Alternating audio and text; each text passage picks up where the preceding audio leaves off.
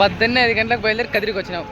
ఆడికి హాస్పిటల్ కానీ వచ్చినాం. హాస్పిటల్ వచ్చేసి డాక్టర్ 7:30కి వస్తాడంట. సరిలే టీ తాదాం పారని పిలుచుకొచ్చినాడు.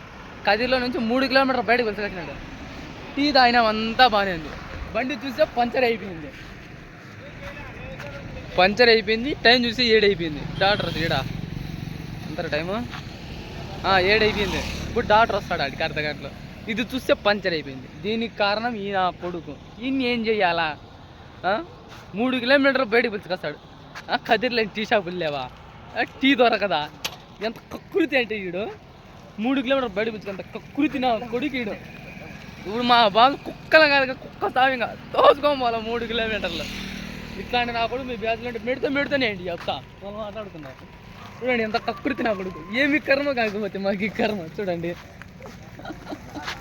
తొయ్యనైనా నువ్వు తొయ్యాలి సందిలే తొయ్యి లేకపోతే పిలుచుకొస్తావు. ఇంత దూరం పిలుచుకొస్తావు నా కొడక, ఇంత దూరము. యా నా కొడుకు పిలుచుకురామని నేను ఇంత దూరం తొయ్యి.